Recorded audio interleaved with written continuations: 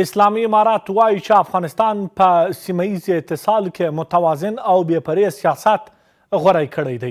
د اسلامي امارات ویاند وایي که افغانستان دا ډول تګلاره غوره نه کړي د بهرنیو مداخلو لپاره به زمینه برابره شي. د سیمه ییز اتصال د فرصتونو او ننګونو په سیمینار کې یو شمېر څېړونکو او د سرپرست حکومت ځینو چارواکو په سیمه کې د افغانستان اهمیت څېړنې باندې خبرې وکړې. د سیمهیز اتصال فرصتونه او ننګونې سیمینار د علومو اکاډمۍ د سیمهیز مطالعاتو د مرکز له لوري پارک کې جوړ شو. د اسلامي امارت ویاند په دې سیمینار کې وایي چې د افغانستان سیاست به په سیمه کې متوازن او بې طرفه وي. دا سیاست دوامداره کېدل غواړي، دغه پالیسي ساتل غواړي او حمایه کېدل غواړي چې موږ د اوږدمهالي شکل باندې دغه متوازن سیاست وساتو، کومې خواته د تلې پله رانه کږه نه سي.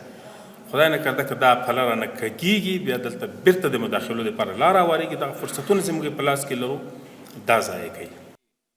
د ریاست الوزرا اداري مرستیال د افغانستان رول په منطقوي اتصال کې مهم ګڼي. عبدالسلام حنفي ډاډ ورکوي چې په هیواد کې به ډیر ژر د ټاپي، کاسا زر، اوسپنې پټلۍ، نوري فایبر او ځینې نورو مهمو پروژو چارې پیل شي.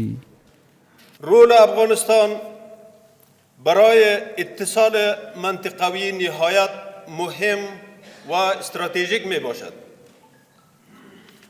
افغانستان به حیث چهارراهی آسیا برای اتصال منطقوی جایگاه خاصی را دارد. په دې سیمینار کې د یو شمېر ګاونډیو هیوادونو استازو هم ګډون کړی دی. بل لور ته د سیمهیزو مطالعاتو د مرکز ځینې څېړونکي د افغانستان اوسنی وضعیت د سیمهیز اتصال لپاره مهم ګڼي. د افغانستان جیوپولیټیک موقعیت دی، مخکې له مخکې لاسلیک شوي پروژې دي، همدارنګه اقتصادي محوره بهرنی سیاست دی د اوسني حکومت د اسلامي امارت، او همدارنګه په خاصه توګه باندې د امنیت مسله چې د امنیت شتون چې دی هغه بل غټ فرصت دی.